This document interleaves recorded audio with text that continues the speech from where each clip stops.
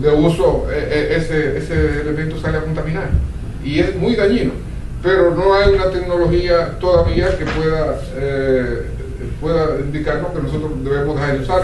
Y lo bueno es, don José Manuel, que este impuesto va a crear un fondo que será destinado a ese tipo de cosas, sí, a conversión de maquinaria, a inversiones de reforestación, por ejemplo, a mantenimiento de ríos, a todas esas cosas. Eso está bien, exactamente. También, sí, y también ayuda a que las empresas se actualicen y cambien Ahora, la tecnología moderna, sí, que menos hagan daño al medio ambiente. Ojalá se pueda que con ese fondo, porque es posible que una gente esté contaminando el aire con exceso, sí, pero no tenga la capacidad económica para reconvertir su maquinaria, sí, y evitar la contaminación. Prefiere seguir pagando, sí, como es anual, sí, un 3%. Eso. Sin embargo, si existe si el gobierno, si existe ese fondo, debiera entonces proporcionarle a ese industrial o a esa persona que que está contaminando, pero necesita seguir produciendo y necesita dejar de contaminar, pagarle, facilitarle que compre los elementos que puedan convertir eso en algo que no sea. Don Pantaleón, usted sabe que también internacionalmente hay propuestas también de que se puede comprar el dióxido de carbono. Por ejemplo, los países industrializados podrán comprarle dióxido de carbono a la República Dominicana, o la industria puede comprar dióxido de carbono también. ¿Cómo? Invirtiendo en protección del medio ambiente, sembrando árboles, sí, diferentes formas de eso hay. Y eso también vendrá a la República Dominicana próximamente. En el caso de Ecuador ha pedido a la comunidad internacional que le dé el dinero, lo que ellos van a dejar de recibir por mantener, el parque, no sé ahora, no recuerdo el nombre, un parque inmenso, que donde hay entre Ecuador y la otra ciudad, es un parque boscoso, una región de la región amazónica, una selva, sí, de la región amazónica, a donde está la reserva petrolera mejor de Ecuador. Ecuador se va a eximir de explotarlo para proteger ese enorme medio ambiente, y porque eso, al calcular la cantidad de toneladas de dióxido de carbono que iba a ir a la atmósfera y que iba a recorrer al mundo, porque no se iba a quedar solamente en Ecuador, pero a cambio le ha pedido a la comunidad internacional que le pague eso puede parte de eso. Y los organismos internacionales tienen un fondo, sí, para eso. Estados Unidos no ha querido firmar el protocolo de Kioto, sí, porque eso implicaría hacer una conversión grande, hacer un proceso de reconversión y de disminución que los empresarios norteamericanos no han querido. Por eso, cada vez que hay un nuevo cónclave para tratar el asunto, llega el presidente de los Estados Unidos al mar de Sol y se va. Oiga, don Pantaleón, hay un estado, creo que el estado norteamericano, que produce la mayor cantidad de dióxido de carbono, más que 10 países de Latinoamérica. Eso es Baltimore, donde produce la mayor cantidad de vehículos. Más que 10. Los vehículos no producen más. La fábrica que donde hay muchas industrias que tienen muchas fábricas de carbón y esas cosas. Entonces producen un estado norteamericano, más de 10 países de Latinoamérica lo que piden el dióxido de carbono, un solo estado. Sí. Entonces lo otro es, volviendo ahora a la reforma fiscal, se eliminó el artículo 40, que es con referente a la ley 28 del 2001, que es lo que tiene que ver sobre exenciones de las zonas francas especiales de la frontera, para que se haga un proyecto en 60 días para ver cómo se arregla eso. Usted sabe que las zonas francas que se instalaran en la frontera, todas están exentas de impuestos. Que ahora mismo hay un problema entre dos productoras de refresco, porque la otra ha ido creciendo y está dentro de la zona franca, la ley 2801.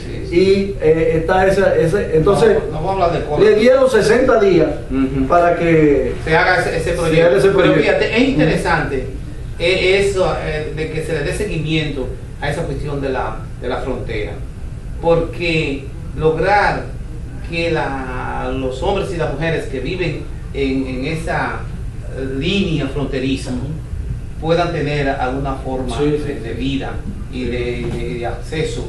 Y eso ayuda a los dos países también, incluso ayuda a Haití. Sí, naturalmente ayuda a Haití. Sí. Sería bueno, ojalá los beneficios y esas cosas que se han ofrecido a Haití fueran a la frontera. Sí. Aunque hay otros países porque beneficia a los dos países. No, hay otros países que quieren que eso se convierta en una zona libre, en la frontera, un territorio libre. Ellos quieren el país entero, le ponga... No, pero quieren comenzar por ahí porque esa debe ser una forma de ir poco a poco. Ya es otra cosa. Es otra cosa. Quien debe de preocuparse, como se está haciendo, es el gobierno dominicano, de nacionalizar la frontera, sin tener que incurrir en lo que ocurrió el generalista. Entonces, como usted estaba hablando ahorita, don Pantaleón, no serán grabados los salones de bellezas ni las peluquerías.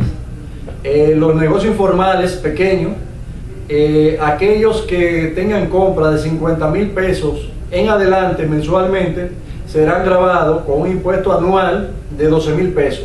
Sí. Es decir, como si fuera una patenta en el año, un permiso que se le da, ese permiso le va a costar 12,000 pesos anual a esos negocios que compren más de 50,000 pesos mensuales. Bueno, entonces, eso sería interesante luego que los que administran y tienen ese tipo de negocio puedan tener claro sus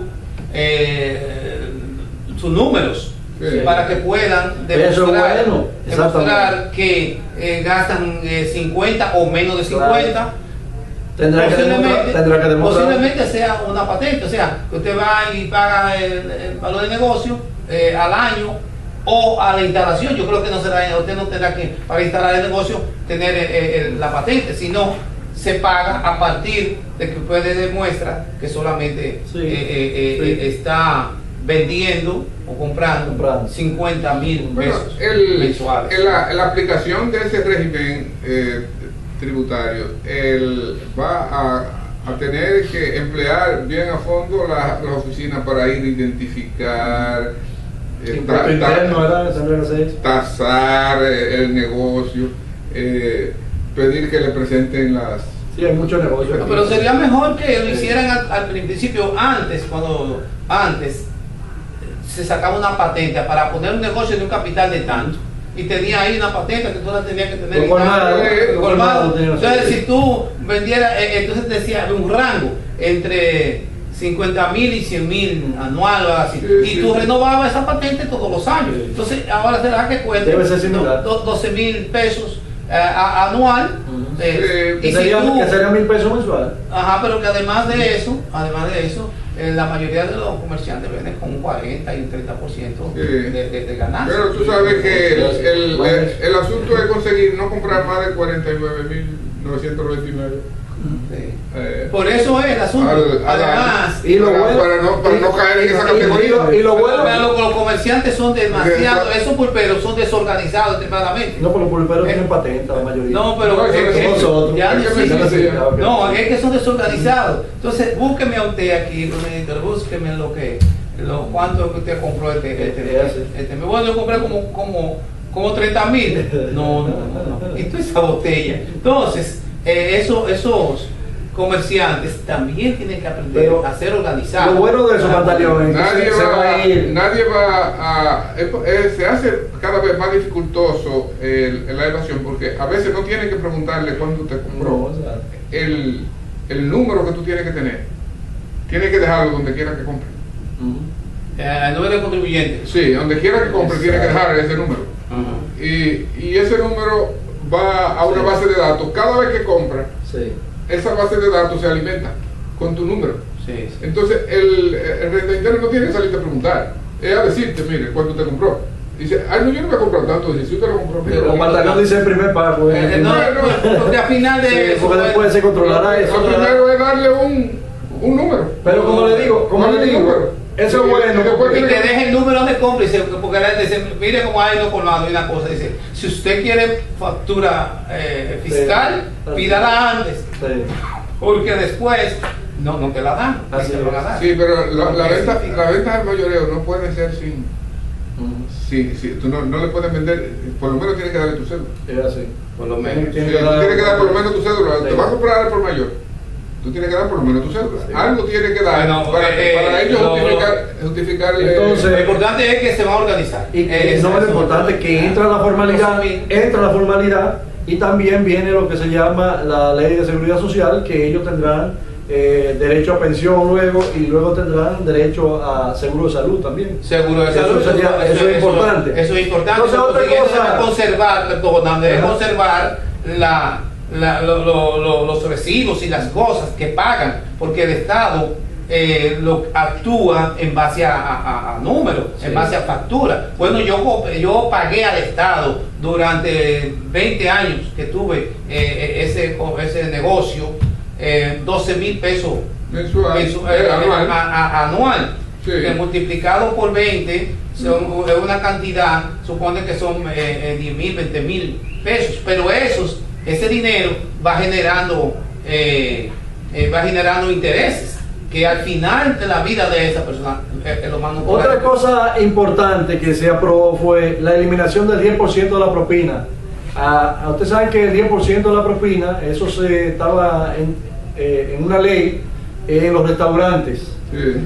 Pero eso era supuestamente para los camareros, para el chef, para las personas que trabajaban en el restaurante. Sí. Eso lo eliminaron. Pero los problemas de eso era que quizás en los negocios formales se lo daban a los empleados, en los negocios grandes. Pero la mayoría de restaurantes no se lo daban a los empleados y eso les servía como ganancia a los dueños de negocio. No, pagaron a ellos mismos. Pero ¿qué pasa, Juan Pantaleón?